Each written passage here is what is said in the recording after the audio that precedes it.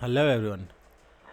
तो आज हम बात करने वाले हैं एनसाइबल की और इसको थोड़ा कंपेयर करेंगे टेराफॉर्म से कि ये कैसे CI/CD जो पाइपलाइन है जो हम पीछे के जो वीडियोस है उसमें हमने जेंकिंस पे और जो AWS का कोड पाइपलाइन है उसमें एंड टू एंड पाइपलाइन बनाया था। तो एंड टू एंड पाइपलाइन आपको अच्छे से पता है। अगर मैं बात करूँ यहाँ पे एंड टू एंड पाइपलाइन का, तो हमने यही कहा था ना कि एक यहाँ पे डेवलपर्स होते हैं आपके, यहाँ पे डेवलपर्स होते हैं कुछ, फिर ये कोड आपके वर्जन कंट्रोल सिस्टम में डाल देते हैं। यहाँ से एक पाइपलाइन होता है आपका, जो कह लो कॉन्फ़िगरेशन मैनेजमेंट टूल होता है, जेंकिंस कह लो, कोड पाइपलाइन कह लो, या और भी कई सारे गिटहब के एक्शंस होता है, गिटलैब का रनर होता है, ये सब उसको। तो ये जो है ना आपका CI/CD को टूल हो सकता है कोई भी।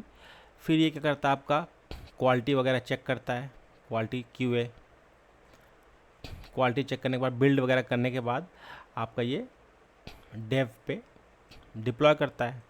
डिप्लॉय करने के बाद ये आपका प्री प्रोड में चला जाता है। यहाँ पे ऑब्वियस सी बात है, यहाँ पे एक अप्रूवल होना चाहिए आपको, यहाँ पे एक अप्रूवल मिलना चाहिए। तो यहाँ पे आपका मैनेजर क्या करता है, अप्रूव करता है, अप्रूव, ठीक है, ये अप्रूव करता है। फिर ये आपका प्री प्रोड में जाता है, प्री प्रोड। उसके बाद इसको हम प्रोडक्शन में फुल फ्लेज डाल देते हैं। तो ये आपका प्रोड हो गया, प्रोडक्शन।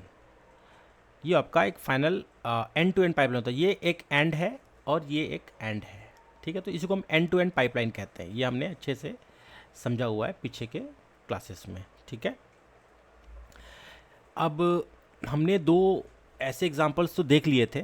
एक तो था मेरा जेंकिंस, बहुत स्मूथली और बहुत सिंपल तरीके से मैंने EKS मतलब जो कुबरनेटिस का जो क्लस्टर है उस पर हमने काम किया था और कुछ एप्लीकेशन वगैरह डिप्लॉय किया था, हमने एप्लीकेशन डिप्लॉय किया था, ठीक है। तो ये EKS और कुबरनेटिस है, ये हमने जेंकिंस से आराम से कर लिया था। लास्ट वीडियोज़ में हमने कोड पाइपलाइन के थ्रू एक PHP का एप्लीकेशन कहाँ पे हमने किया था, बिन स्टॉक पे।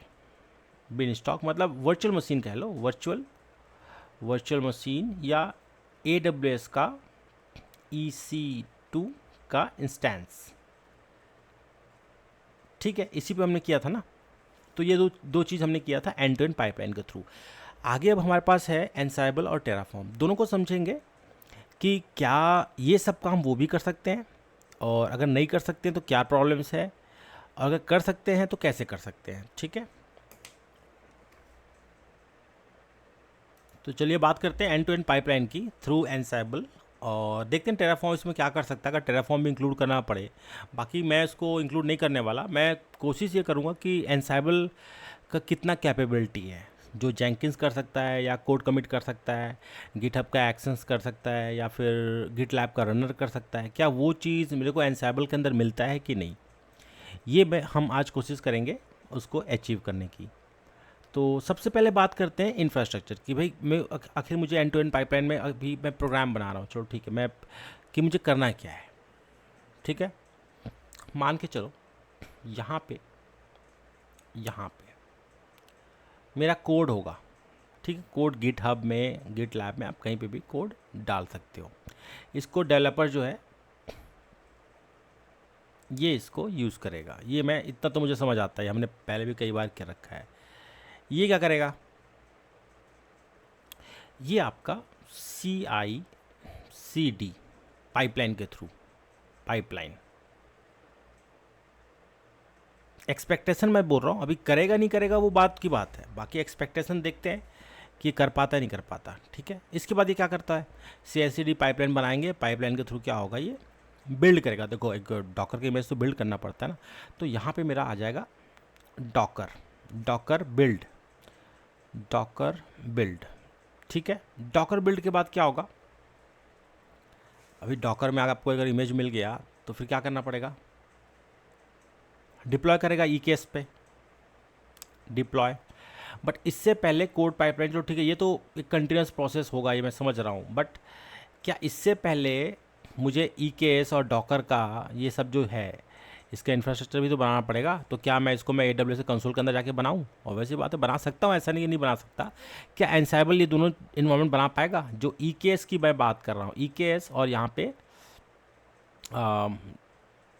ECR कह लो, ECR में आपका जाएगा ना इमेजेस, तो क्या ECR पे और EKS पे यहाँ पे तो आपका इमेज जाएगा, डॉकर का जो इमेज है, डॉकर इमेज, और यहाँ पे होगा डिप्लॉयमेंट।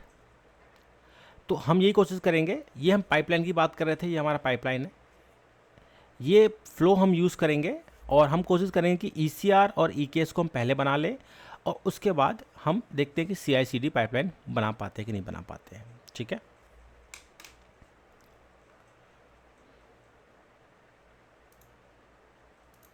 यहाँ पे देखने वाली बात है, बोथ आपके, मैं क्या कहूँ उसको, टेराफॉर्म कहूँ, अगर मैं टेराफॉर्म की ही बात करूँ, ठीक है, आपका एक तरफ है एनसाइबल और एक तरफ है मेरा टेराफॉर्म। ये दोनों ना अपने आप में ही काफ़ी नहीं होते। चलो ठीक है, टेराफॉर्म बहुत अच्छा काम करता है क्लाउड में, बट एक जो CI/CD पाइपलाइन होता है ना, कि एंड टू एंड पाइपलाइन, ऐसा इसमें कुछ सिस्टम होता नहीं है, बस ऑटोमेशन के काम आता है ये। एनसाइबल को हम कॉन्फ़िगरेशन मैनेजमेंट टूल भी कहते हैं, कॉन्फ़िगरेशन मैनेजमेंट टूल, ये बिल्कुल सेम है, ये भी एक कह सकते हैं कॉन्फ़िगरेशन मैनेजमेंट टूल है, बट एक्चुअल में ना काफ़ी सारे जो टास्क है ये कर नहीं पाता ये, थोड़ा सा टेराफॉर्म में अलग सिस्टम होता है, कर तो पाता है बट थोड़ा सा अलग सिस्टम से हो पाता है। ये जो होता है मेरा जो टेराफॉर्म है, ये क्या होता है, इसको हम कहते हैं ऑर्केस्ट्रेशन टूल कहते हैं, ऑर्केस्ट्रेशन टूल या फिर प्रोविजनिंग टूल, प्रोविजनिंग टूल, इसी को हम कहते हैं infrastructure as a code, IAC। और ये इंफ्रास्ट्रक्चर एज अ कोड नहीं होता, ये कॉन्फ़िग मैनेजमेंट टूल होता है। कहने का मतलब है ये सिर्फ इंफ्रास्ट्रक्चर को कोड पे ले आता है, मतलब कोड के थ्रू, आप कंसोल पे आपको लॉगिन करने की ज़रूरत नहीं है AWS के, आप बस कोड लिखते जाओ, आप यहाँ पे कोड लिखते जाओ, किसके कौन से भाषा में, टेराफॉर्म की भाषा में, टेराफॉर्म की भाषा का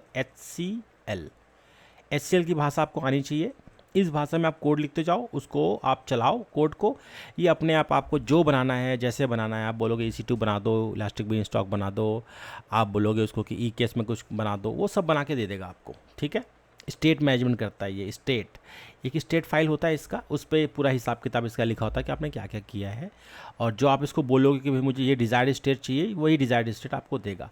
दूसरी तरफ यहाँ पे कुछ ऐसा स्टेट मैनेजमेंट के फाइल वगैरह कुछ नहीं होता, और साथ में ये ऐसा नहीं कि इंफ्रास्ट्रक्चर नहीं बना सकता, ये भी बना सकता है, ये आप चाहो ना तो ये भी EKS वगैरह, आपका EC2 है, ये सब बना के आपको देगा। इसको हम देखेंगे प्रैक्टिकल और समझेंगे कि दोनों में क्या अंतर है। पॉपुलर आपका टेराफॉर्म बहुत ज़्यादा आजकल हो गया है, ये क्यों हो गया है, एनसाइबल थोड़ा सा पीछे रह गया है, ये समझेंगे कि क्या है, और क्या दोनों को मिक्स करके भी कुछ हम अलग से काम कर सकते हैं। हाँ बिल्कुल कर सकते हैं। टेराफॉर्म को इंफ्रास्ट्रक्चर को हम बिल्ड करने के लिए यूज़ कर सकते हैं, और इसको ना इंफ्रास्ट्रक्चर बनने के बाद, जैसे अपाचे का सर्वर है, अपाचे का एक सर्वर है मेरा, ठीक है भाई, उसमें कॉन्फ़िगरेशन भी तो चाहिए ना, वर्चुअल होस्ट के फाइल्स होते हैं आपके, जो अगर EFS का कुछ करना है या कोई फाइल में मॉडिफिकेशन करना है, वो आप एनसाइबल के थ्रू कर सकते हो। क्यों? क्योंकि ये एडहॉक कमांड्स भी चलाता है। कहने का मतलब है आपका जो कॉन्फ़िगरेशन मैनेजमेंट टूल है, कॉन्फ़िगरेशन के काम करता है, ये कॉन्फ़िगरेशन टास्क करता है, कॉन्फ़िगरेशन टास्क ये भी करता है ये, ठीक है। तो इसको मिक्स में भी चला सकते हैं, बट दोनों में एक प्रॉब्लम ये है कि इसमें कोई पाइपलाइन का सिस्टम नहीं होता, ठीक है। हाँ एक तरीका है करने का, वो मैं एनसाइबल में बता देता हूँ, बट एनसाइबल क्या है ना, फ्री है, तो जो फ्री वर्जन है इसका ना, उसमें आप ये सोचो कि अपने आप वेबहुक के थ्रू या SCM पोल के थ्रू आपके जैसी कोड आपका कमिट हुआ वैसी ही कुछ पाइपलाइन अपने आप चल जाए। देखो ये एक मरा हुआ कोड रहता है, कहने मतलब कोड जैसे जो कोड होता है वही पड़ा होता है, कोई इसमें स्पेसिफिक अपने आप चलने वाला, सर्विस को चेक करने वाला जेंकिंस जैसा कुछ एप्लीकेशन तो होता नहीं कि वो जैसी कुछ चले तो अपने आप ही वो पोल करके चला ले। जेंकिंस अपने आप में बहुत बड़ा एप्लीकेशन है और बहुत पुराना है, और जेंकिंस अगर आप कहें तो बहुत लोग जेंकिंस को प्रेफर करते हैं, क्योंकि देखो स्टार्टिंग से चला आ रहा है, बहुत सिंपल है, यूज़ करने में काफ़ी अच्छा है, हाँ और फ्री भी है। देखो आप थर्ड पार्टी किसी और पे जाते हो, भाई पैसे दोगे, और भी कई सारी चीज़ें हैं, गिटहब पे भी एक्शंस यूज़ करते हो तो गिटहब में भी आपको पैसे देने पड़ते हैं ना, तो वो सब चीज़ से आप बच सकते हो। आपको फ्री वर्जन में जाना है तो सबसे बेस्ट जेंकिंस है। प्रॉब्लम यहाँ पे यही कि एनसाइबल जो है ना, इसका जो पेड वर्जन आता है, इसको हम कहते हैं एनसाइबल टावर, उसमें एक वर्क फ्लो करके होता है, उसके थ्रू आप CI/CD पाइपलाइन, जैसे आपका कोड जैसे कमिट हुआ वैसे पाइपलाइन चला दे, वो फंक्शन आपका एनसाइबल टावर के अंदर होता है, जो कि होस्टेड वर्जन है आपका एनसाइबल का। बट जो फ्री वर्जन है, जो हम खुद ही होस्ट करते हैं, उसमें ऐसा कुछ सिस्टम नहीं होता, बस एक मरा हुआ कोड है, मतलब कहने का मतलब कोड इनएक्टिव रहता है उसमें ऐसा कोई EXE नहीं चलते रहता है। एनसाइबल कुछ अपने आप में बड़ा प्रोग्राम नहीं है कि अपने आप वो चल रहा है, सर्विसेज कुछ चल रहा है उसका, वो देखते रहता है कि भाई कब कोड आएगा, कब मैं इसको चला दूँ, ऐसा बिल्कुल नहीं होता। सेम यही चीज़ ना टेराफॉर्म का होता है, दोनों सिंगल EXE होते हैं। एनसाइबल का भी एक ही EXE मिलेगा और टेराफॉर्म के मिलेगा, दोनों एक जैसे ही काम करते हैं, बस ये कि थोड़ा सा इसमें अंतर है, ये स्टेट मेंटेन करता है, ये स्टेट मेंटेन नहीं करता। ये कन्फिगरेशन टूल है, ये कन्फिगरेशन टूल नहीं, प्रोविजनर है, ऑर्केस्ट्रेशन करता है, ठीक है। तो ऐसे कई सारी चीज़ें हैं जिसमें एक दूसरे से थोड़ा ये अलग हो जाते हैं। बाकी जो हमारा जो यहाँ पे कहना है CI/CD, ये आपको यहाँ पे देखने को नहीं मिलेगा, तो इसी के लिए इनकी डिपेंडेंसी हो जाती है किसी थर्ड पार्टी टूल पे। सबसे बेस्ट टूल है वो है जेंकिंस, सबसे बेस्ट, क्योंकि देखो जैसी कोड आएगा, हम कोड पे क्या लिख देंगे, कोड पे क्या बोल देंगे उसको, कोड जैसी आएगा जेंकिंस का पाइपलाइन चल जाए, पाइपलाइन के अंदर बोल देंगे स्क्रिप्ट चल जाए, कौन सा स्क्रिप्ट चले, एनसाइबल का चला दो, नहीं तो टेराफॉर्म का चला दो, तो ये ऑटोमेटिकली ये काम हो जाएगा। तो इसके लिए एक डिपेंडेंसी ये बन जाएगी कि जेंकिंस का आपको एक सर्वर बनाना पड़ेगा, नहीं तो कोड पाइपलाइन, ये भी एक तरीका है। अगर आप AWS में करना चाहते हो कोड पाइपलाइन है, नहीं तो गिटहब, गिटहब का एक्शन, नहीं तो गिटलैब में गिटलैब होता है, गिटलैब का रनर, ये सेम एक्शन जैसे ही होता है।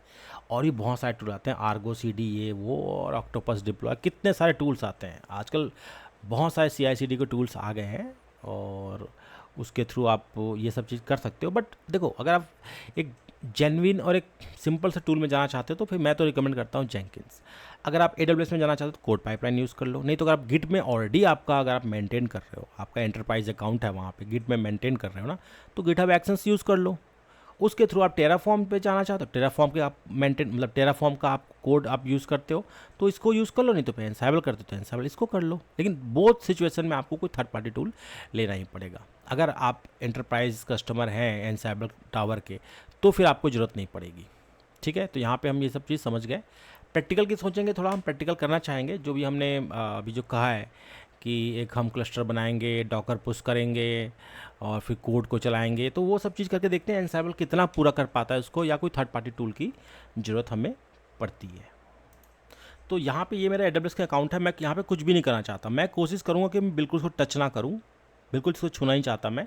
हाँ अगर बहुत जरूरी हो तो मैं छूँगा, बट मैं बिल्कुल यहाँ पे कुछ नहीं करना चाहता। मैं चाहता हूँ कि सब चीज़ एनसाइबल करे और टेराफॉर्म करे, ठीक है। फिलहाल अभी हमने एनसाइबल को टारगेट किया है। एनसाइबल के अंदर हम देखेंगे, जो हमने पहले एक जेंकिंस का प्रोजेक्ट बना रखा था उसमें हमने कितने अच्छे से EKS में हमने डिप्लॉय करके दिखाया था, है ना। सेम उसी चीज़ को यहाँ पे करने की कोशिश करेंगे, बस ये है यहाँ पे शर्त यही है, हम इसको टच नहीं करना चाहते, ठीक है। तो सबसे पहले मुझे क्या करना पड़ेगा, पहले एनसाइबल समझना पड़ेगा। मैं आ गया हूँ अपने लोकल मशीन पे, ये मेरा लाइनक्स का WSL मशीन है। मैं क्या कहता हूँ ना, एप्ट इंस्टॉल एनसाइबल, एनसाइबल बोल लो, एनसीबल बोल लो, वो है बोलने का तरीका है। बाकी UK और उधर साइड में ना इसको एनसाइबल बोलते हैं। जैसे पुट्टी है, हमारे यहाँ पुट्टी हम बोलते हैं, मतलब पट्टी बोलते हैं, तो बहुत सारे तरीके हैं बोलने के, मैं एनसाइबल ही बोलता हूँ, तो आप एनसाइबल ही समझना। ये बोल रहा है 271 MB का आपका भैया स्पेस खा जाऊँगा, ठीक है, कोई प्रॉब्लम नहीं है, इसको समझेंगे। अभी क्या होगा ना, ये एनसाइबल को देखो, इसके ये पाइथन पे चलता है, देखो बहुत सारे पाइथन के ना आपको डिपेंडेंसीज नज़र आ जाएंगे। यहाँ पे जिंजा है, मार्कअप सेफ है, तो ये समझ आता है कि पाइथन पे ही बनाया गया होगा।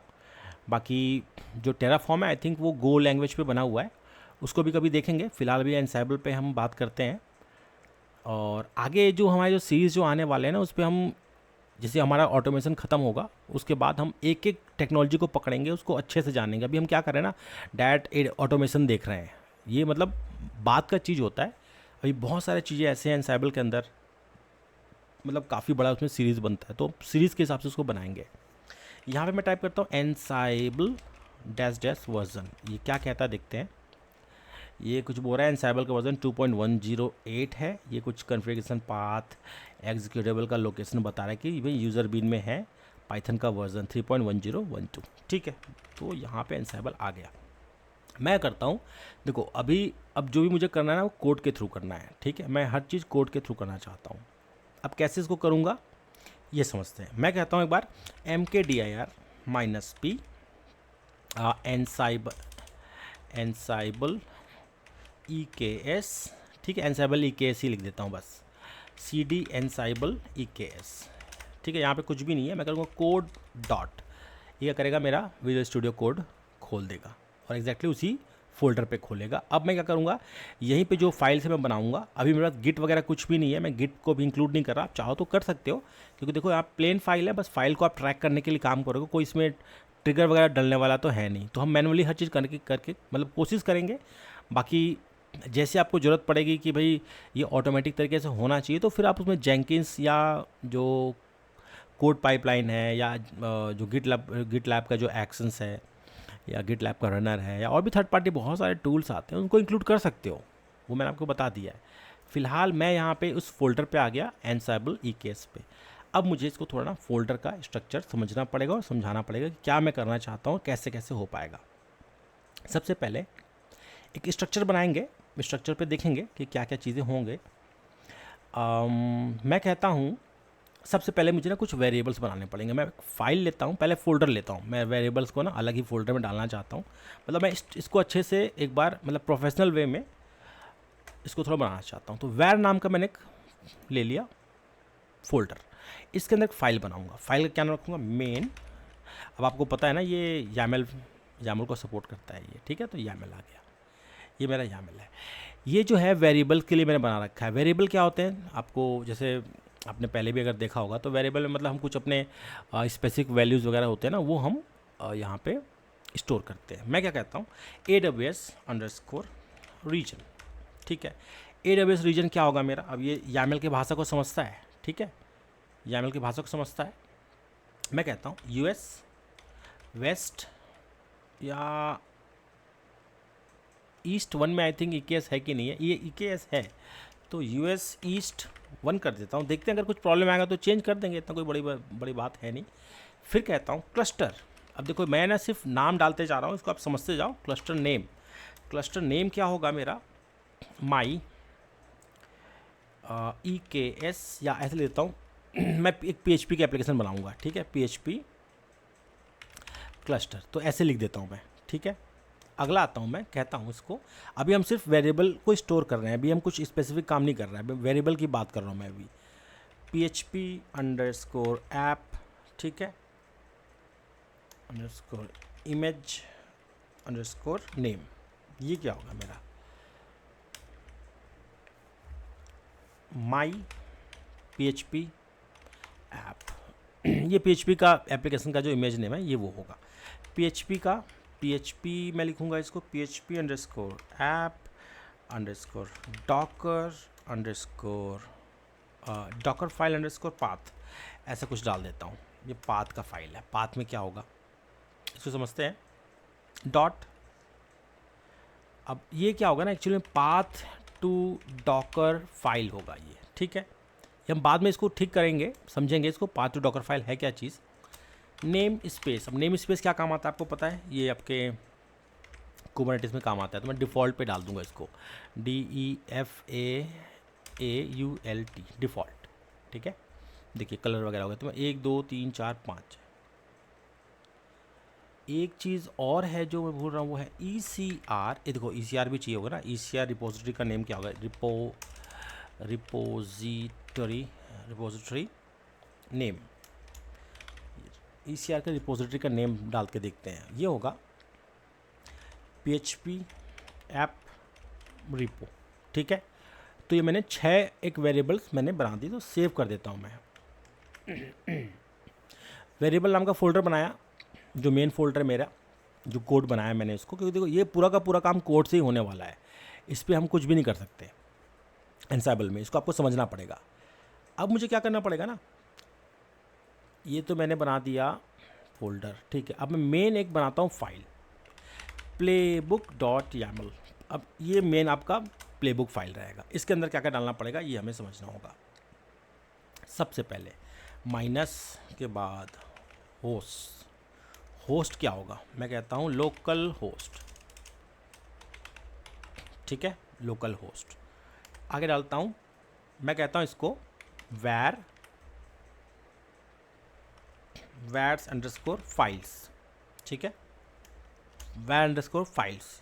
कहाँ पे होगा फाइल इसका, वेरिएबल वाला फाइल है ना, ये वेरिएबल वाला फाइल को भी इंक्लूड कर रहे हैं हम यहाँ पे, देखते हैं उसको इंक्लूड करके।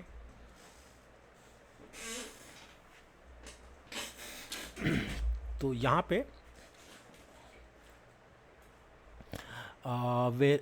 वैट्स अंडरस्कोर फाइल्स है, यहाँ पे मैं इसको थोड़ा देखो तो ढंग से लिखना पड़ता है इसको, माइनस के बाद एक स्पेस दे दिया मैंने। यहाँ पे मैं कहता हूँ वैट्स फोल्डर है,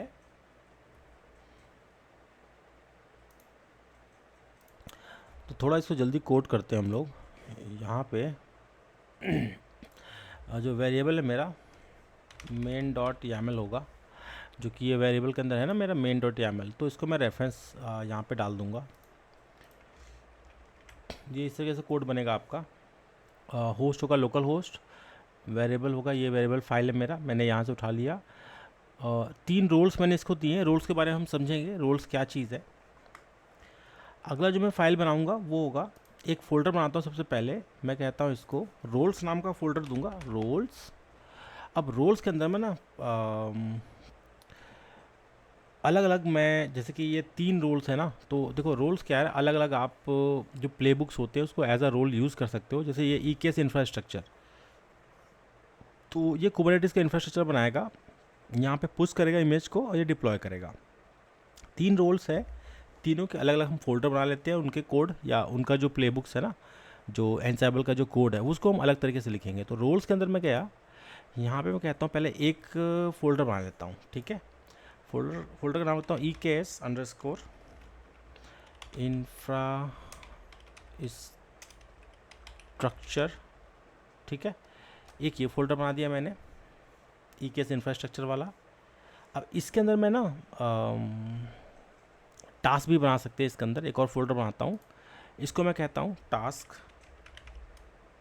ठीक है। टास्क के अंदर ये टास्क आ गया। अब इसके अंदर मैं फाइल बना देता हूँ, फाइल का नाम रख देता हूँ main.yaml, ये मेरा main.yaml आ गया। ये क्या करेगा ना, EKS-CTL मतलब एक एनसाइबल का मॉड्यूल होता है EKS क्लस्टर के लिए, उसके थ्रू हम ये इसको यूज़ करेंगे। नेम कहेंगे क्रिएट EKS क्लस्टर कहेंगे, community.aws EKS क्लस्टर है, ये इसका मॉड्यूल है। नेम में क्लस्टर नेम ये मेरा वेरिएबल से आ जाएगा, AWS का रीजन, वर्जन, और देखिए ARN है ना, यहाँ पे मुझे अपना अकाउंट ID डालना पड़ेगा। यहाँ पे अकाउंट ID क्या है वो, सबनेट ID, सबनेट ABC123, जो भी सबनेट ID आप यूज़ करना चाहते हो यहाँ पे यूज़ कर सकते हो। सिक्योरिटी ग्रुप आप इसको चेंज कर सकते हो यहाँ पे, और EKS क्लस्टर या इस नाम से भी बना सकते हो। तो ये मेरा एक बन जाएगा EKS क्लस्टर के लिए। सेम इसी तरह मैं रोल्स के अंदर मैं क्या करता हूँ ना, एक और फोल्डर बनाने की कोशिश करूँगा। रोल्स के अंदर मैं एक और फोल्डर बनाता हूँ, यहाँ पे इसको मैं कहता हूँ रोल्स को बिल्ड अंडरस्कोर पुश, ऐसा कुछ एक फ़ोल्डर मैंने बना दिया, ठीक है। इस फोल्डर के अंदर मैं कहता हूँ, इसके अंदर मैं कुछ टास्क बनाऊँगा, या इसको मैं करता हूँ बिल्ड अंडरस्कोर पुश, इसको जैसे रीनेम करना है ना, पुश अंडरस्कोर इमेज का, तो इमेज को हम पुश करना चाहते हैं ना, तो इमेज मतलब थोड़ा क्लियर लगना चाहिए। फिर मैं कहता हूँ इसको कि एक और इसके अंदर फोल्डर बना देते हैं, इसको कहते हैं टास्क, इसके अंदर के टास्क हैं, ठीक है। ये टास्क के अंदर आ गया है। अब इसी के अंदर मुझे बनाना है एक फ़ाइल, इसको मैं कहूँगा main.yaml, ठीक है। main.yaml है, इसके अंदर हम क्या करेंगे ना, इसके अंदर थोड़ा समझेंगे, मेरे पास कोड है, ये कोड देखते हैं पहले। लॉगिन टू ECR, पहले ECR से लॉगिन करेगा। जो AWS का एक्सेस की आईडी और सीक्रेट की आईडी है ना, इसको हम यहाँ पे डालेंगे। देखो अभी हमने ना मेन कोड में डाला है, इसको आप चाहो ना तो AWS का सॉरी एनसाइबल का वॉल्ट आता है, उस पर डाल सकते हैं, नहीं तो आप इन्वायरमेंट वेरिएबल में डाल सकते हैं। अगर आप AWS में या एज्योर में यूज़ कर रहे हैं तो उनके जो सीक्रेट मैनेजर होते हैं ना, जहाँ पे हम अपने सीक्रेट्स वगैरह रखते हैं, उसको भी यूज़ कर सकते हो। थर्ड पार्टी टूल्स भी होते हैं, हैसीकॉप का आपका वॉल्ट होता है, आप वो सब भी यूज़ कर सकते हो चाहो तो। बाकी फ़िलहाल हम अपने काम के लिए फ़िलहाल यहाँ पे डालते हैं, बाद में इसको डिलीट कर देंगे। बाकी इसको सेफ यही होता है कि जो आपके सीक्रेट्स होते हैं ना, उसको आप सेफली इनक्रिप्टेड वे में रखो, ठीक है। तो यहाँ पे रीजन, आपका रीजन वहाँ से आ जाएगा वेरिएबल फाइल से। ECR लॉगिन बोलेगा, रजिस्टर बोलेगा, ECR लॉगिन। यहाँ पे कम्युनिटी जनरल डॉकर इमेज की बात कर रहा है। PHP का जो डॉकर इमेज होगा उसका पाथ देखो है ना, ये वेरिएबल का जो पाथ है ये, तो ये टैग जो है लेटेस्ट हो जाएगा। तो ये वैसे कुछ जो बनते जा रहा है, बाकी चला के देखेंगे, जो एरर आएगा उसको फिर ठीक करते जाएंगे, ठीक है। तो यहाँ पे मैंने रोल्स के अंदर एक बिल्ड पुश इमेज और EKS इंफ्रास्ट्रक्चर, दो चीज़ मैंने बना ली है। अगला फिर मैं क्या करता हूँ ना, एक और मैं रोल्स के अंदर क्या कहता हूँ ना, एक और फोल्डर बनाता हूँ। इस बार मैं इसको कहता हूँ डिप्लॉय EKS। डिप्लॉय, अब डिप्लॉय वाला बात है, EKS डिप्लॉय EKS। एक मैंने एक और फोल्डर मैंने बना दिया डिप्लॉय EKS के नाम से। इसके अंदर भी टास्क बनाऊँगा, मैं कहता हूँ टास्क, ठीक है। टास्क के अंदर मैं इसको कहता हूँ कि एक फ़ाइल बना देता हूँ। यहाँ पे भी main.yaml लिख दूंगा, main.yaml। तो आप ये समझे कि मैं इसको अच्छे से अरेंज करने की कोशिश कर रहा हूँ फोल्डर बाय फोल्डर। अब जो डिप्लॉयमेंट होगा, अब डिप्लॉयमेंट की मैं बात कर रहा हूँ, यहाँ पे डिप्लॉयमेंट जो हम करेंगे वो कोड ये होगा, ये होगा पूरा कोड, ठीक है। ये भी YAML फाइल है और ये आपको दिख रहा होगा जो हमारा कुबरनेटिस का जो कॉन्फ़िगरेशन फाइल होता है, ये बिल्कुल वैसे कुछ दिख रहा है, ठीक है। तो यहाँ पे आप देख सकते हो क्रिएट नेम स्पेस वगैरह काफ़ी कुछ है।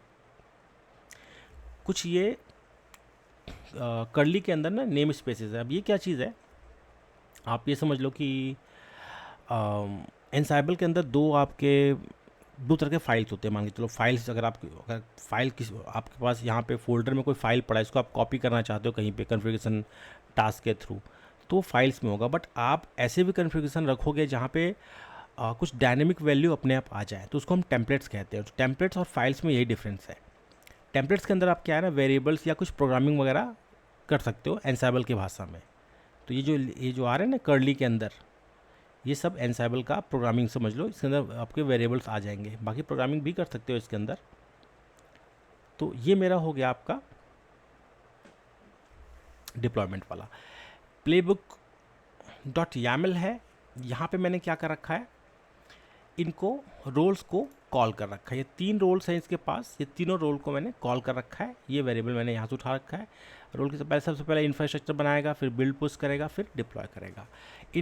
अब इन कोड्स को एक बार हम समझते हैं। यहाँ पे कुछ ऐसा चीज़ है, जैसे ये एक्सेस की आईडी है ना, ये मुझे डालना पड़ेगा, ये मैं डालूंगा। सेम इसी तरह YAML के अंदर क्लस्टर नेम, ये तो मेरा वहाँ से ले लेगा। एक जो मुझे प्रॉब्लम लग रहा है वो ये लग रहा है, जो डॉकर फाइल है उसका पाथ है। तो यहाँ पे डॉकर फाइल मुझे नज़र नहीं आ रहा। डॉकर फाइल हमें चाहिए होगा माई PHP ऐप के अंदर, PHP app Docker file path. तो ये सेम डायरेक्टरी में होना चाहिए, पार्ट टू डॉकर फाइल। तो डॉकर फाइल मुझे यहाँ पे एक बनाना पड़ सकता है। यहाँ पे मैं यहाँ पे कहता हूँ इसको डॉकर फाइल, ऐसा कुछ फाइल चाहिए। तो डॉकर फाइल है, इसको मैंने वेरिएबल पे यहाँ पे अब लिख दिया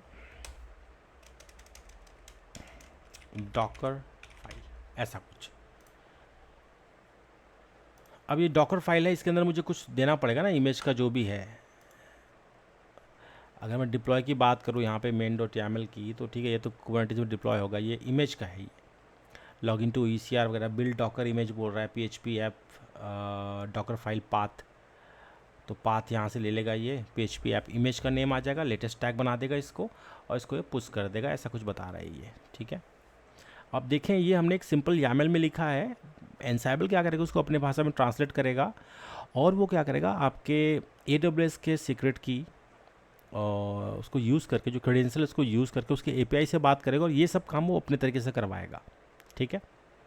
तो आप कह सकते हैं एनसाइबल में ऐसी कैपेबिलिटी है। जैसे कि अगर हम AWS की बात करें तो AWS में एक होता है आपका बोटो, ठीक है, बोटो कोर होता है, वो पाइथन पे बना होता है। मोस्टली इसका जो बैकएंड है ना आपका AWS का, पाइथन पे बना हुआ है और उसके थ्रू वो API से बात करता है। तो देखो हमें सामने कुछ नहीं दिख रहा, हमें सामने तो अपना सबसे सिंपल लैंग्वेज जो YAML है बस हम वही देख पा रहे हैं। अब देखो यहाँ पे हमने ज़्यादा कुछ नहीं लिखा, बस छोटे छोटे चीज़ें लिख दी हैं हमने YAML में, और ये अपने आप बैकएंड से एनसाइबल अपने आप बात करके वो काम करवाएगा, ठीक है। अगर मैं डॉकर फाइल की तरफ जाऊँ यहाँ पे, तो एक मैं ना यहाँ पे डॉकर फाइल का कुछ एग्जांपल देख लेते हैं और उसको हम डालने की यहाँ पे कोशिश करेंगे। तो पिछले वाले प्रोजेक्ट से मतलब पिछले जो हमारे और भी एग्जांपल्स थे ना, वहाँ से मैं एक डॉकर फाइल उठा लिया है। PHP को ही कॉन्फ़िगर करता है, और क्योंकि मैं ये जो इन्वायरमेंट बना रहा हूँ PHP के लिए ही बना रहा हूँ, तो एक बार देखते हैं। यहाँ पे डॉट ऐप जो है उसको ये कॉपी करेगा HTML में। डॉट ऐप नहीं है मेरा, यहाँ पे मैं एक नया फ़ोल्डर बना देता हूँ, कहता हूँ कि इसको ऐप है, ऐप नाम का फ़ोल्डर, और इसी के अंदर मैं क्या करूँगा ना, कुछ PHP के फाइल्स डाल दूँगा, ठीक है। तो ये कॉपी हो जाएगा वहाँ पे और ये एक इमेज बिल्ड हो जाएगा। ऐसा कुछ मुझे बनाना है, मैं सेव कर देता हूँ इसको। एक सैम्पल कोड हम डाल के देखते हैं ऐप के अंदर। यहाँ पे मैं कह देता हूँ उसको index.php, एक सैम्पल कोड डाल देंगे। ज़्यादा होगा तो हम PHP इन्फो डाल देंगे, वही सही होगा। PHP इन्फो, ठीक है, ये हम एक्चुअली हम यही यूज़ करने वाले हैं। तो यहाँ पे हमने PHP इन्फो एक पेज सेट कर दिया। ये आपका जो PHP का जो इन्फो है, इन्वायरमेंट का इन्फो है, वो देगा। मतलब एक कहें तो आप एक अच्छे से पेज की तरह इसको देख सकते हो। तो ये इसको मैं ऐप के अंदर डाल दिया, यही कॉपी करेगा वहाँ पे, ठीक है। फिलहाल मैं इसको बंद करता हूँ, देखता हूँ कौन कौन से फाइल है जो मुझे सेव करने पड़ेंगे। ये मैं सेव कर देता हूँ, ये सब जो भी है। और इसके बाद जो मुझे कीज़ है ना, वो मुझे डालना पड़ेगा इसके अंदर। एक तरीका ये भी है कि जो कीज़ है ना, मैं अगर वेरिएबल में जाऊँ यहाँ पे, तो कीज़ को भी मैं यहाँ पे डाल सकता था वेरिएबल के अंदर, बट ये प्लेन टेक्स्ट में हो जाएगा। बाकी इन्वायरमेंट के अंदर आप डाल सकते हो इसको इनक्रिप्टेड वे में थ्रू एनसाइबल वॉल्ट के थ्रू। बाकी यहाँ पे मुझे जो समझ आ रहा है वो यही कि AWS का एक्सेस की और सीक्रेट की यहाँ पे मुझे डालना ही पड़ेगा, और तो मुझे शायद नहीं लग रहा कहीं और पे डालना पड़ेगा। और जैसे अगर प्रॉब्लम्स आएगा तो उसको हम ठीक करेंगे। एक यहाँ पे अकाउंट आईडी है, ये हमें चाहिए होगा, EKS क्लस्टर रोल, एक रोल का ARN है। अगर वहाँ ज़रूरत पड़ी तो हमें ये रोल भी हमें क्रिएट करना पड़ सकता है, तो वो भी हम देखेंगे। यहाँ पे जो है जो वेरिएबल है बिल्कुल ठीक लग रहा है मुझे। यहाँ पे डॉकर फाइल है, ./डॉकर फाइल है, ये मेरा डॉकर फाइल है जिसको उठाएगा। और ये प्लेबुक YAML है जो आपके रोल्स को कॉल कर रहा है। अब स्टार्ट करते हैं। यहाँ पे सबसे पहले मैं डालता हूँ यहाँ पे एक्सेस की और सीक्रेट एक्सेस की। तो यहाँ पे कीज़ मैंने डाल दी हैं। अभी ये जो कीज़ है मैंने जस्ट बनाया अभी, और इस वीडियो के बाद मैं इसको डिलीट कर दूँगा, तो आप इसको यूज़ नहीं कर पाओगे। बाकी सब चीज़ें तो मुझे सही लग रहा है। तो ये फ़ाइल तो मुझे लग रहा है कि मैंने सही बना लिया है। नेक्स्ट जो फाइल है यहाँ पे डिप्लॉयमेंट वाला, यहाँ पे मुझे कुछ चीज़ें लगेंगा तो हम इसको करेंगे। जब प्रॉब्लम आएगा तो यहाँ पे मुझे अकाउंट आईडी लेना है। मैं AWS के अकाउंट आईडी यहाँ से उठा लेता हूँ। मैं यहाँ पे मुझे अकाउंट आईडी मिल जाएगा इसका, ये वाला मेरा अकाउंट आईडी है। चलिए मैंने यहाँ पे अकाउंट आईडी डाल दिया।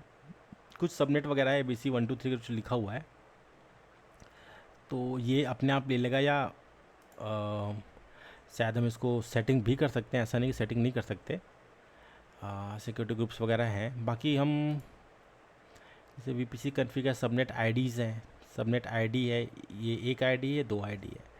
तो अगर आपको पता है सबनेट आईडी तो आप उसको यूज़ कर सकते हो। बाकी मैं यहाँ से ना जो मेरे सबनेट आईडीज़ वगैरह हैं, सिक्योरिटी ग्रुप है और जो सबनेट आईडी है उसको हम देख लेते हैं।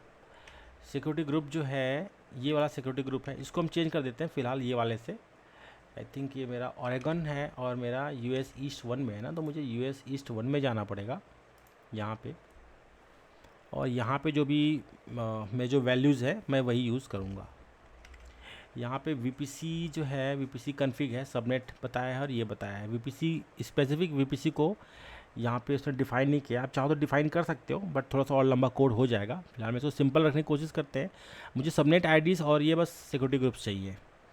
तो ये सिक्योरिटी ग्रुप है, एक डिफ़ॉल्ट वाला है ये वाला, तो आई थिंक मुझे ये यूज़ कर लेना चाहिए। मैं इस पर क्लिक करता हूँ, इसको कॉपी करूँगा मैं।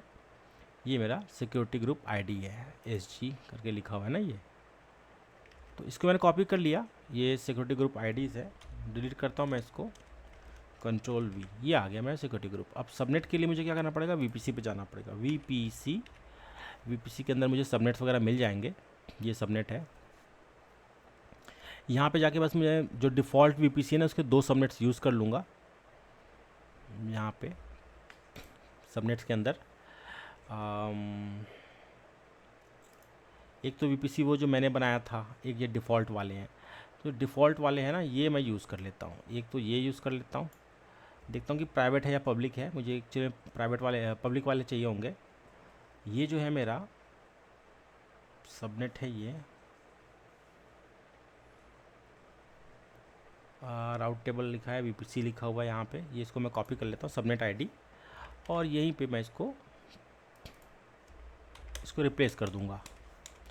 ये हो गया मेरा सबनेट आईडी। आप चाहो तो क्रिएट भी कर सकते हो, ऐसा नहीं कि आप क्रिएट नहीं कर सकते, बट थोड़ा सा लंबा कोड जाएगा। बाकी इसलिए मैं बना बनाया जो चीज़ें हैं ना, मैं उसी को यूज़ करने की कोशिश कर रहा हूँ। एक ये पकड़ लेते हैं, 2 पकड़ लेते हैं, जो भी एरर आएगा उसको हम डायग्नोस करेंगे। तो ये मेरा सबनेट आईडी हो गया, ये सिक्योरिटी ग्रुप हो गया, ये रजिस्टर, ये केस क्लस्टर हो गया। फिर वेरिएबल्स की बात करते हैं। डॉकर फाइल को हमने यहाँ से उठाना है, ./डॉकर फाइल। अब यहाँ पे है तो आई थिंक उठा लेना चाहिए, नहीं तो फिर इसी के अंदर डालना पड़ेगा, प्लेबुक YAML के अंदर वैर्स मेन लोकल होस्ट। ठीक है, यहाँ तक हम बिल्कुल सही आ गए। ये मैंने कर लिया। एक बार टर्मिनल खोलता हूँ मैं, टर्मिनल पे देखते हैं यहाँ पे क्या क्या आता है। मैं कहता हूँ इसको एनसाइबल। देखिए बिल्कुल यहाँ पे भी एनसाइबल चल रहा है। मेरा जो लाइनक्स का टर्मिनल है ना, बिल्कुल यही टर्मिनल खुला है यहाँ पे। बाकी आप चाहो तो इसको भी यूज़ कर सकते हो, बाकी मैं यहाँ से ही विजुअल स्टूडियो कोड से कर रहा हूँ ना, तो मैं इसको यहीं से यूज़ करने की कोशिश करूँगा। अब देखते हैं इसका कमांड कैसे चलेगा। अभी हमने ये बना तो दिया है, अगर मैं इसको ls करूँ तो आपको समझ आ जाएगा। देखिए डॉकर फाइल के अंदर ऐप नाम का फोल्डर है, रोल्स और वैर्स नाम का फोल्डर है, playbook.yaml है, यही मेन है, और इसी को हम चलाएंगे तो ये बाकी सबको कॉल कर लेगा। तो ऐसा इसका ऐसे इसका मतलब कोड लाइन है, और ऐसे इसका मतलब जो हियरार्की है उसको हमने ऐसा बना रखा है। तो इसके ऊपर हम चला के देखेंगे। सबसे पहले देखो, अगर मैं AWS पे काम कर रहा हूँ थ्रू एनसाइबल, तो सबसे पहले बात आती है कि इसका जो सीक्रेट की वगैरह है, अगर आप उसको प्लेन टेक्स्ट में अगर एक्सपोज नहीं करना चाहते तो सबसे बढ़िया तरीका है कि आप इस यहाँ पे ना AWS कॉन्फ़िगर चला दो। ठीक है, कॉन्फ़िगर चलाने के बाद आपको क्या हो जाएगा, AWS का जो सीक्रेट मैनेजर है ना उसका आपको एक्सेस यहाँ पे मिल जाएगा, और उसको फिर आप यहाँ पे प्ले बुक्स में आप यूज़ कर पाओगे। ठीक है, एक तो ये तरीका है। और भी हैशीकॉप का भी है, उसको भी कोड आपको लिखना पड़ेगा, आपको उसके थ्रू भी आप कर सकते हो, नहीं तो इन्वायरमेंट वेरिएबल्स के थ्रू भी कर सकते हो। बस आपको ये अवॉइड करना है कि ये चलते वक्त ना आपको प्लेन टेक्स्ट में पासवर्ड वगैरह ना दिखाई दे रहे। ठीक है, तो वो सिक्योर वे है, उसके बारे में देखेंगे। यहाँ पे अब मुझे क्या करना होगा ना, अब यहाँ पे फ़िलहाल अगर मैं जाऊँ यहाँ पे और EKS की बात करूँ तो EKS मैं कुबरनेटिस पे जाता हूँ, देखता हूँ यहाँ पे मेरे पास क्या क्या चीज़ें हैं अभी, या कुछ है भी कि नहीं है, ये देखते हैं। आई थिंक मेरे पास अभी कुछ भी नहीं होना चाहिए, क्लस्टर वगैरह बिल्कुल खाली होना चाहिए। अब मुझे क्या करना है ना, यहाँ पे जाके कुछ कमांड्स वगैरह चलाने पड़ेंगे। ठीक है, अगर आपको ये कहते हो कि playbook.yaml, हमें सबसे पहले ना इसी को ही कॉल करना पड़ेगा, ये क्योंकि सभी से जुड़ा है ना, तो इसी को हम पहले कॉल करेंगे और देखेंगे वो क्या करता है। सबसे पहले जो कमांड है एनसाइबल -playbook, ये मेरा कमांड है। मैं बोलता हूँ playbook.yaml है ना, इसको चला दो। ये no inventory was passed, only implicit localhost is available, provided host list is empty, only localhost is available, note that the implicit localhost does not match all। ठीक है, तो ऐसे एरर्स आते जाएंगे, इसको हम ठीक करते जाएंगे और आगे जो भी प्रॉब्लम्स आएगा उसको हम ठीक करेंगे। ठीक है, अब ये समझते हैं इस एरर के बारे में। मैं प्लेबुक पे गया, देखो यहाँ पे होता ही है ना कि आपको एक बताना पड़ता है कि कौन से आप होस्ट पे चलाना चाहते हो। ठीक है, मैंने यहाँ पे लोकल होस्ट इसलिए दिया कि मैं यहाँ से इसको एग्जीक्यूट कर रहा हूँ, और ये क्या करेगा, वो एक्चुअल में रिमोट सिस्टम्स पे करेगा, मतलब AWS पे करेगा वो। तो इसी के लिए मैंने इसको क्या रखा है कि सबसे पहले आप ये करो, मेरा जो EKS है ना, ये वाला जो है इसको आप चलाओ, ठीक है। तो ये क्या करेगा, इसको चलाएगा। अब इसमें क्या है, इसको कहीं से अगर मिल जाएगा, इसको मान लो सीक्रेट की वगैरह मिल जाएगा ना, तो इसको बिल्कुल चलाएगा ये। अभी मुझे सिर्फ ये कह रहा है कि community.aws EKS cluster, यहाँ पे community.aws EKS अंडरस्कोर क्लस्टर, ये मिस स्पेलिंग वगैरह कुछ एरर दे रहा है, इसको हमें डायग्नोस करना पड़ेगा कि क्या इशू है। तो थोड़ा इसको और समझते हैं। देखो अभी यहाँ पे जो ये जो है ना community.aws EKS क्लस्टर, एक्चुअल में ये मॉड्यूल है, ठीक है। ये जो मॉड्यूल है ना, एक्चुअल में अभी इंस्टॉल नहीं है यहाँ पे, ठीक है। तो इसके वजह से ये एरर ऐसा दे सकता है। इसको मैं ठीक करने का तरीका यही है, मैं क्या करता हूँ ना, एक कमांड डालता हूँ एनसेबल गैलेक्सी कलेक्शन लिस्ट। ये देखिए पूरे कलेक्शंस के लिस्ट है, मतलब काफ़ी सारे इनके ना, जैसे एज्योर, AWS, काफ़ी सारी चीज़ें इसके अंदर हैं।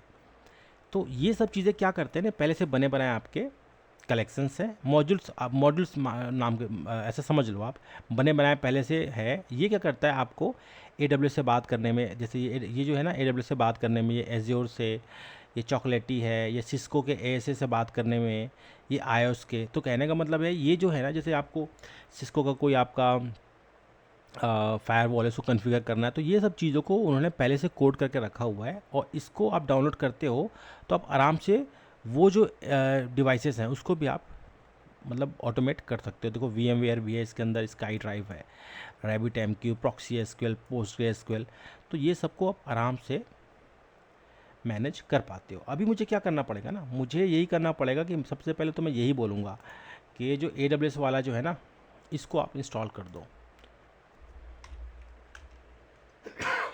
मैं क्या कमांड डालूंगा यहाँ पे, एनसाइबल गैलेक्सी, मतलब ये एनसाइबल का जो होस्टेड है ना वहाँ पे, तो वहाँ से कुछ मॉड्यूल्स डाउनलोड करेगा। मैं बोलता हूँ कलेक्शन इंस्टॉल, क्या इंस्टॉल करना है, कम्युनिटी के आगे AWS, ये क्या आप इंस्टॉल करा दो, ये मैं बोल रहा हूँ उनको। अब देखिए प्रोसेस इंस्टॉल डिपेंडेंसी मैप, तो अपने अपना एनसाइबल क्या करेगा, इसके जो सपोर्टिंग फाइल्स है ना जो AWS EKS क्लस्टर के, ये इसको इंस्टॉल करेगा, मतलब AWS का पूरा चीज़ इंस्टॉल कर देगा ये यहाँ पे। अब उसके बाद मैं चलाऊँगा तो ये कमांड जो है ना इसको रिकग्नाइज़ करेगा ये। तो ऐसा कुछ इसका आर्किटेक्चर होता है। थोड़ा वेट करते हैं इसके इंस्टॉल होने तक। तो यहाँ पे आप देख सकते हो मेरा ये एनसाइबल का जो AWS का जो कलेक्शन था वो इंस्टॉल हो गया है। अब मैं एक बार फिर कमांड चला के देखूँगा क्या कहता है ये। ये बोल रहा है अब कुछ और एरर दे रहा है, ये एरर देते जाएगा और आपको उसको ठीक करना पड़ेगा। बोल रहा नो इन्वेंट्री वॉज पास, ही collection community AWS does not support ansible version 2.1.10.8। तो यही कह रहा है कि जो एनसाइबल है सपोर्ट नहीं करता इस वाले वर्जन को, ठीक है। Module action AWS ECR, this often indicates a miss spelling. तो ये वाला कलेक्शन भी आई थिंक मुझे डालना पड़ेगा, इसको भी मुझे समझना पड़ेगा कि ये क्या है। और ये एरर बताते जा रहा है मुझे कि ये सब एरर्स हैं। सबसे पहले तो मुझे यही करना पड़ेगा कि जो एनसाइबल का वर्ज़न है ना वो इस पर सपोर्ट करे। तो मेरा जो एनसाइबल का वर्ज़न है वो सपोर्ट नहीं कर रहा, तो मैं एनसाइबल को हटा दूंगा और नया एनसाइबल डालूंगा। सबसे पहले तो मुझे यही करना पड़ेगा। तो यहाँ पे अगर मैं बात करूँ AWS के ECR की, तो वो भी यहाँ पे होना चाहिए। बाकी यहाँ पे अगर नहीं दिख रहा है तो बात अलग है। बाकी आप AWS के अंदर काफ़ी सारी चीज़ें होते हैं।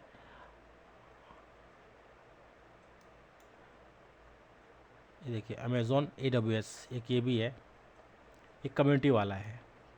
तो अमेज़ॉन AWS ये भी मैं इंस्टॉल कर सकता हूँ।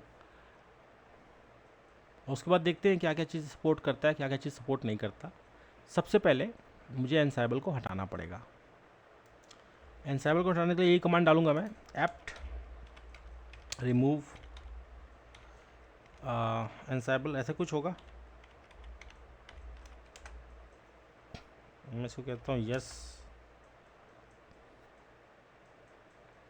अब ये एनसाइबल को हटा देगा।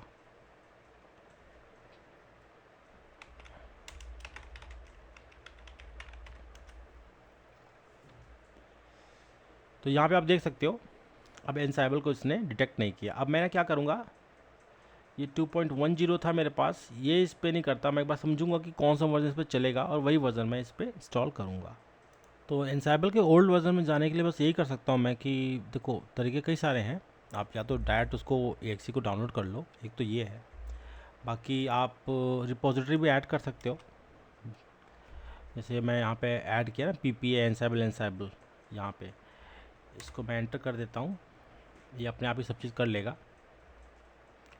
और इसको ये लेटेस्ट जो भी वहाँ पे जो इसका रिपोजिटरी का है वो मैं इसको ऐप अपडेट भी कर लेता हूँ साथ में। और यहाँ पे एनसाइबल मुझे दिख जाएगा अगर होगा तो। हैसिकॉप तो है मेरा यहाँ पे, PPA लॉन्च पैड ऑनरेज, तो ये मेरा ये है। एनसाइबल का भी आ गया है। मैं कहता हूँ एप्ट सर्च एनसाइबल, देखते हैं यहाँ पे कौन कौन से वर्जन मुझे मिलते हैं। पाइथन एनसाइबल दिख रहा है, एनसाइबल कोर दिख रहा है मुझे, ये जेमी दिख रहा है मुझे 10.5.0। देखता हूँ एप्ट इंस्टॉल एनसाइबल करके, देखता हूँ अभी कौन सा वर्ज़न ये देता है मुझे। आई थिंक ये फिर मुझे सेम वर्ज़न देगा। एक बार मैं एंटर मार के देखता हूँ कौन सा वर्ज़न है ये। तो अब ये फिर से मेरा एनसाइबल को इंस्टॉल करेगा।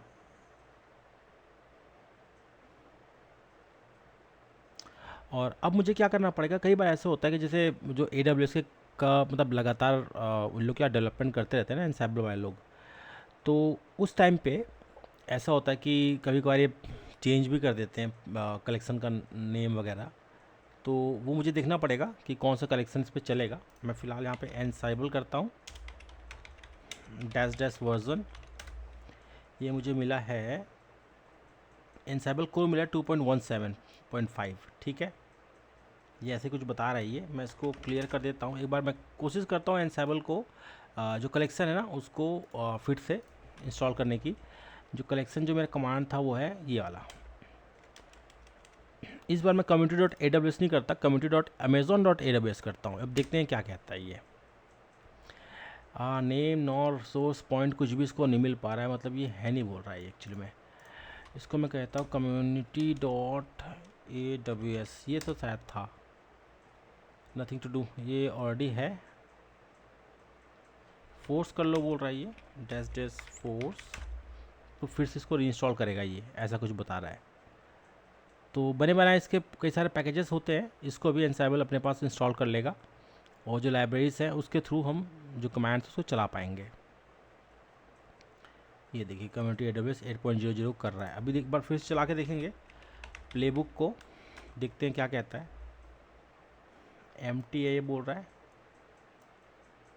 अब यहाँ पे जो एरर है देखिए, वो जो एरर था वो तो गायब होगा। अभी AWS ECR वाला एरर दे रहा है कि भाई ये जो है ना मेरे को नहीं मिल रहा, could not resolve module actions. ठीक है, ये मॉड्यूल का पाथ ही नहीं मिल रहा। Login to ECR, name login to ECR here. तो अगर मैं ECR पे जाऊँ, डिप्लॉय EKS, यहाँ पे था मैं, यहाँ पे जो एरर दे रहा है वो इस वाले पे दे रहा है। आई थिंक डिप्लॉय नहीं, ये इस पे यहाँ पे दे रहा, लॉगिन टू ECR कर रहा है। यहाँ पे ना जो मेरा सीक्रेट की है इसको ये ले नहीं पा रहा है, ये सीक्रेट की और एक्सेस की है इसको ले नहीं पा रहा। ECR लॉगिन पे इशू दे रहा है, क्योंकि हो सकता है ना कि इसके मॉड्यूल्स आते हों और ये हमने इंस्टॉल नहीं किया हो, इसकी वजह से ऐसा प्रॉब्लम आ सकता है। तो मुझे बस यही लग रहा है कि अगर मैं गैलेक्सी को अगर लिस्ट करूँ ना, जो कलेक्शन जो है, अगर मैं पुराने कमांड पे जाऊँ यहाँ पे, तो वहाँ पे हमें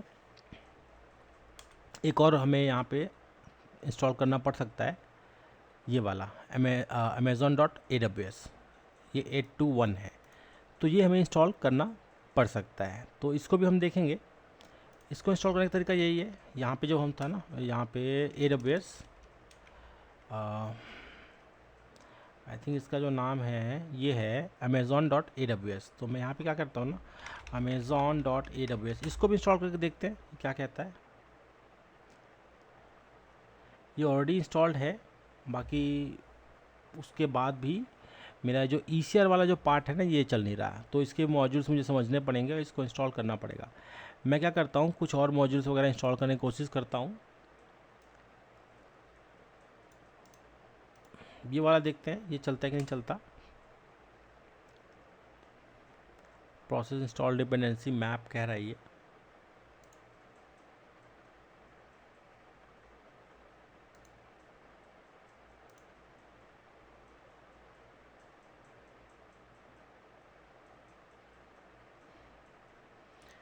यहाँ पे जो कुछ पुराना वर्जन है ये इंस्टॉल हुआ है। अब एक बार चला के देखते हैं क्या कहता है प्लेबुक डॉट यामल। अभी भी AWS का जो ECR है ये चल नहीं रहा। ठीक है, माइट भी ये सपोर्टेड ना हो या कुछ भी इशू हो सकता है इसके अंदर। टास्क के अंदर मेन डॉट यामल लाइन 1 के अंदर, तो लाइन 1 के अंदर मेरा यही है AWS ECR। ठीक है, ये जो है ना ये इसको रिकॉग्नाइज़ नहीं कर पा रहा। यहाँ पे मुझे समझ आ रहा है कि ये इसको रिकॉग्नाइज़ नहीं कर पा रहा। अभी मैं क्या मिस कर रहा हूँ अभी और देखते हैं। तो थोड़ा सा अपना कोड चेंज करना पड़ा यहाँ पे। यहाँ पे मुझे क्या करना पड़ेगा ना, जो लॉगिन है मैंने क्या किया, यहाँ पे जो लॉगिन का जो कमांड है इसको मैंने कॉपी कर लिया। क्योंकि देखो यहाँ पे वो AWS का जो एक्सेस की था ना वो उसको यूज़ कर रहा था, उसको मैंने बाईपास कर दिया। मैंने ये कमांड के थ्रू लॉगिन कर लिया, तो मेरा इससे क्या हो गया, ECR पे मैं लॉगिन कर पाया हूँ। तो अब जब लॉगिन हो चुका तो बस अब जो बिल्ड करना है इमेज को, बस वही काम रहता है। ठीक है, तो यहाँ तक तो ठीक था। एक बार अब हम अपना चला के देखते हैं प्लेबुक ये क्या कहता है। तो यहाँ तक तो ठीक था, लोकल होस्ट यहाँ पे ठीक है। यहाँ पे फिर जो टास्क है ना EKS इंफ्रास्ट्रक्चर, यहाँ पे फिर अटक गया, ये क्रिएट EKS क्लस्टर में अटक गया। मतलब ये यहाँ पे क्रिएट EKS क्लस्टर में यहाँ पे अटका हुआ। ये कह रहा है कि following are missing, subnet security groups, ये दोनों मिसिंग है बोल रहा है ये। तो यहाँ पे सबनेट IDs और ये सिक्योरिटी ग्रुप्स तो मैंने दे रखा है एक्चुअली में, बट ये मिसिंग बोल रहा है इसको। तो इसको समझते हैं कि ऐसा क्यों बोल रहा है ये। अगर मैं यहाँ पे जो पहले था वही डाल दूँ, इसको देखते हैं। इसका मतलब मुझे होगा तो ये चेंज करना पड़ सकता है, बाकी मैंने अपने हिसाब से दिया था और ये यहीं पर अटक रहा है, इसलिए ना ये EKS का क्लस्टर भी ये कर नहीं पा रहा। तो यहाँ पे मैंने थोड़ा ना अपने कोड को और चेंजेस किए हैं। यहाँ पे जो VPC कॉन्फ़िग था उसकी जगह मैंने सबनेट्स और सिक्योरिटी ग्रुप से दोनों वैल्यूज़ को ले नहीं पा रहा था, तो इसलिए मैंने इसे डाल दिया। बट उसके बाद भी ना मुझे कुछ एरर आ रहा है। इसके बाद बोटो का भी एरर आ रहा था। बोटो 3 आपको इंस्टॉल करना पड़ सकता है पिप के थ्रू। अभी यहाँ पे बोल रहा है मुझे कि बोटो तो इसको मिल गया है, बट ये जो सबनेट ID और ग्रुप्स है ना ये मिल नहीं रहे हैं। ये तो पहले से बने बनाए थे ना। मुझे क्या करना पड़ेगा, अब की बार मुझे VPC में जाना पड़ेगा। VPC में जाके अब मैं जो रियल में जो सबनेट्स है वो मैं डाल के देखूँगा एक बार कि ये एग्जिस्ट करता है, तो इसको यूज़ करने से इस पर क्या होगा। तो एक सबनेट में ये ले लेता हूँ, ये वाला। यहाँ पे जो सबनेट है ये वाला, इसको मैं रिप्लेस कर देता हूँ। पहला सबनेट मेरे पास आ गया है। दूसरा सबनेट देखता हूँ मैं, ये वाला। तो ये वाला जो सबनेट है इसको भी मैं हटा देता हूँ और जो रियल सबनेट है मैं वो डालता हूँ। अब एक सिक्योरिटी ग्रुप रह गया है मेरे पास। सिक्योरिटी ग्रुप यहाँ पे देखते हैं। सिक्योरिटी ग्रुप्स के अंदर मैं गया, यहाँ पे जो डिफ़ॉल्ट मेरा VPC है ना ये वाला एक दिख रहा है मुझे।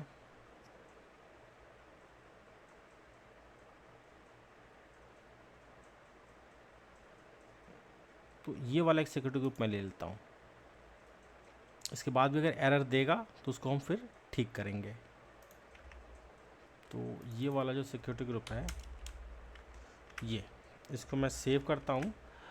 अब देखते हैं क्या कहता है ये। मिनिमम देखो ये जो कोड लिखा है बहुत कम लिखा है, वैसे काफ़ी बड़ा कोड लिखना पड़ता है इसके अंदर, काफ़ी सारी चीज़ें होते हैं, बट एक मिनिमम हमने कोशिश किया है इसको छोटा से छोटा करने की।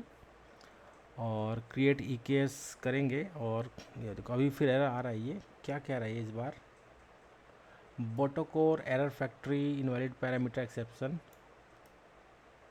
Create cluster operation unsupported Kubernetes version 1.21। ठीक है, ये भी समझ आ गया। वर्जन का कुछ समझ नहीं आ रहा है इसको। 1.21 ऑलरेडी हटा हुआ है। अभी हमें एक बार 1.21 देखो ये पुराना होगा तो 1.21 के बजाय कुछ और देखते हैं EKS के अंदर एग्जैक्टली कौन सा वर्जन अभी चल रहा है। और सपोर्टेड वर्जन कौन सा वही हम डालेंगे। अब अगर मैं यहाँ पे क्रिएट क्लस्टर करता हूँ तो यहाँ पे समझ आ जाएगा कौन सा वर्जन की बात कर रहा है। 1.31 की बात कर रहा है, ये 1.31 है। 1.21 हट गया ऑलरेडी, 1.24 है यहाँ पे। तो मैं कोशिश करता हूँ 1.24 डालने की। 1.24 ये तो सपोर्टेड वर्जन है ना।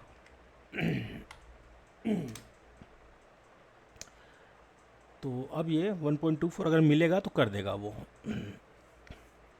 इसके बाद भी एरर है, ऐसे एरर आते रहेंगे, उसको आपको समझना पड़ेगा। क्लस्टर बोल रहा है my PHP cluster because EKS does not support creating control plane instances in US east 1E। एक देखो ये एक प्रॉब्लम आ गया ना, क्या कह रहा है कि US ईस्ट 1E में नहीं कर सकता ये, कैन नॉट क्रिएट क्लस्टर। तो एक ये इशू आ गया, तो अब मुझे क्या करना पड़ेगा, फिर वेरिएबल में जाके US ईस्ट 1 है ना, इसको करना पड़ेगा US वेस्ट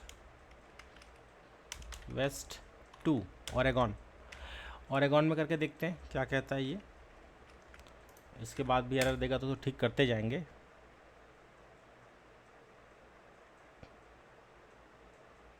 अभी भी इशू है इसमें, लोकल होस्ट बोटो 3 चार्ज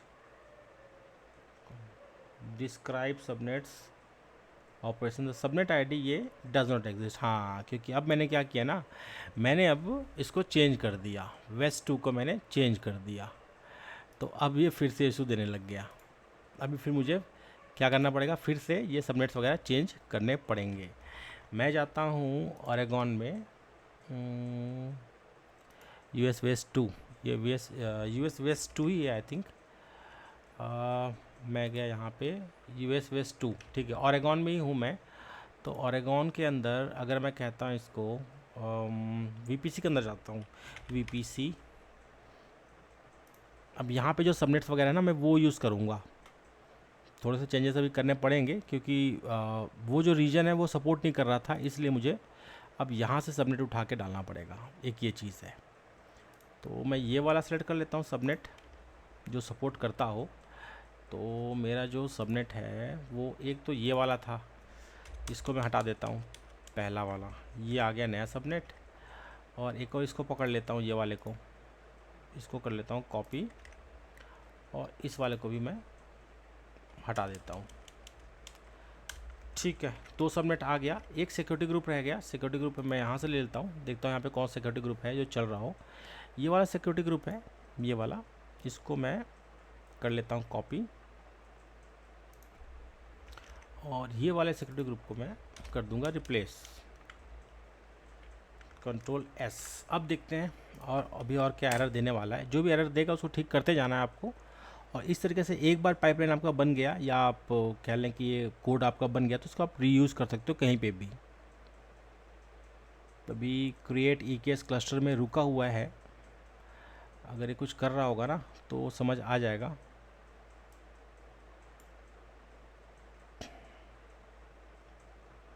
ये प्ले बोल रहा है local host task gathering facts, okay local host, और उसके आगे क्रिएट EKS क्लस्टर बोल रहा है। तो सबसे पहले जो है हमारे पास यहाँ प्लेबुक के अंदर EKS इंफ्रास्ट्रक्चर वाला ही है, तो सबसे पहले EKS इंफ्रास्ट्रक्चर वाला ही चलाएगा, फिर बिल्ड पुश इमेज करेगा, फिर डिप्लॉय EKS करेगा। तो ये 3 स्टेप्स हैं। पहले स्टेप में भी हम हैं, सबसे पहले ये ना EKS का क्लस्टर बनाएगा, ये हमने कह रखा है यहाँ पे। तो अगर मैं EKS पे जाता हूँ, कहता हूँ इसको कि EKS में क्लस्टर बनाया कि नहीं बनाया, तो यहाँ पे हमें दिख जाएगा कि बन रहा है कि नहीं बन रहा है। और यहाँ पे क्लस्टर मेरा बन रहा है 1.24, ठीक है, यहाँ पे मेरा ये बन रहा है, कहने का मतलब मेरा ये काम हो रहा है। तो इसी तरीके से हम ना इसके अंदर AWS के अंदर काम करते हैं, और इसी तरीके से चलता है ये। एक एक जो प्रॉब्लम्स है आपको ये समझना पड़ेगा कि क्या एग्जैक्टली क्या प्रॉब्लम है। आपको ये पूरे कोड समझ में आने चाहिए कि कैसे काम करता है, किस तरीके से चलता है, ठीक है।